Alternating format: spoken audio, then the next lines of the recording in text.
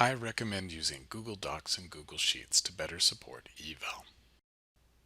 Using Google Docs and eVAL, what I'm going to do is reference Google Sheets, Google Docs, and how to add artifacts in eVAL using these tools so that when you are looking at these tools that are here, you would see the website you've added to be able to make an artifact. One, this is going to help in a number of different ways. So some of the positives that you're going to see here, the shared docs and sheets can be viewed by your evaluator in and outside of eVAL. In other words, like it's a shared Google Doc, a shared Google Sheet. So as opposed to always having to go in and out of eVAL to get to that unique thing, it saves some time for both you and your evaluator. Google Docs and Sheets are web-based and thus they grow and change. So it's not about do I have the right version, is the most recent data is there. If you've put it in the Google Sheet, it's the same version, the version that you need. So there's a lot of positives to use this. Now I'm going to walk through these steps. I'm going to start with making a Google Doc. I'm going to have it where that Google Doc that's made is titled, and then I'm going to show the idea that you are going to view only and share it with your evaluator. Then copy the website address, navigate to a new tab, which is where eVAL would be at, and allow you to then sign into eVAL, get to the artifact, and add the artifact as a website. And then the other things that we've done in eVAL already about sharing the artifact, and then you just update. So I'm going to go through those steps pretty quickly of adding a new doc from Google Drive, and it's a video so you can play it again and again as you need.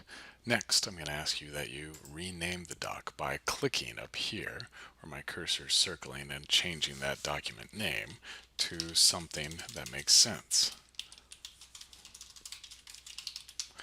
Right? Once it's there, you're going to type all your information that you need to be able to have the PLC notes as I've typed up here. And then next, you've got the start of it. Share is now going to be, I'm going to suggest that you just add your evaluator here. So in this case, let's say I'm your evaluator. I would change it to where the view settings are view only. What that means is all I can do is see it. I can't add anything. I can't put inserted comments. I can read what's on the screen. I choose to not notify people, but that's just saving an email is why there. If that doesn't matter to you, you would put here is my, it is in an artifact.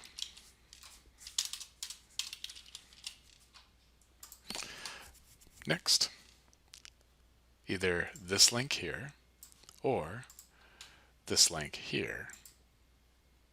You would copy, Control C does the trick, and then transition to eVAL. Now, I'm going to add an artifact. I'm going to give it a title.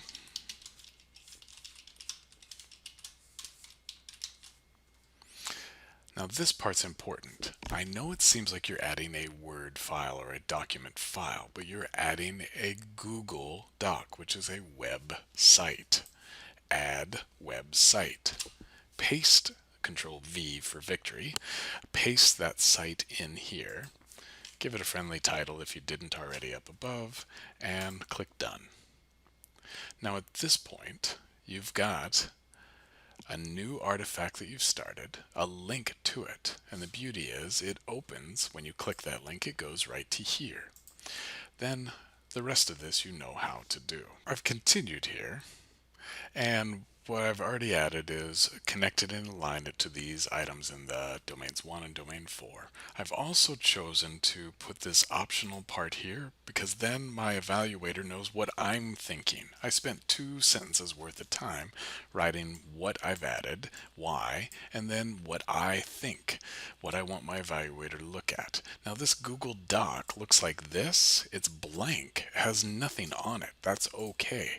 I'm going to go ahead and share the artifact The reason why is that link grows with everything that I do on this document. So if I type lots of words here,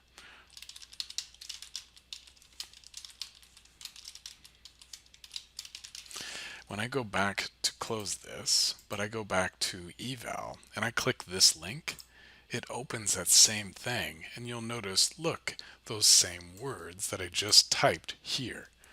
So the beauty of adding it now, early in the year, means that it grows as you add to it.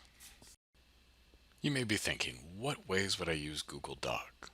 Why? And then what would I do with that? Well, this slide shows 3 different bullets of why. It's word processing, so there's a lot of notes that end up taken when we're dealing with anything connected to our classroom and our colleagues. There's a lot of words that have to be captured, and a word processor like Google Docs works. The Google Doc, again, is living. It's a web-based program, so that means you add the artifact, it's done. That one upload. It then grows as you add and add to that doc. Then last there is looking at Google Docs are web-based like the eVAL itself. Your evaluator doesn't have to download anything. But what would I use it for? Your PLC, meeting agendas and notes, running records you have of students to help support your student growth goal, potentially your lesson plan so it grows over the year, as well as the idea of one document with lots of inserted images. Think domain 2, your classroom environment, trying to show those pictures of what you know. Or visual assessments. If your class is more trying to capture what students are doing visually in the real world, then maybe pictures is the way to go, and putting all those pictures in a Google Doc. Spreadsheets. A number of teachers start out a little wary of spreadsheets because it's not something we necessarily use a lot, but it's something we reference a lot. So spreadsheets are often where we have rows and columns of data, and I'm going to recommend that you, especially if you are collaborating with others, that the idea of sharing these spreadsheets so that you could put that spreadsheet in eVAL. Let's take a look at the steps that are on the screen here, much like what we did already. So the steps are as follows. I'm going to go pretty quick here. Google Drive. I'm going to make a new Google Sheet. When that loads up, I'm going to change the title of the sheet by clicking on Untitled. Once I'm there and I've changed that title of the sheet, I'm going to actually leave it blank. This part's important because the idea of using that spreadsheet that is blank seems weird. I know it seems weird, but what we've got going on is this spreadsheet that's blank is going to grow over time. All right? So I'm going to go ahead and share this titled spreadsheet with my evaluator. I'm going to capture that link, copy. What you can't see is me pushing the Control C on my keyboard. And now I'm going to transition to eVAL.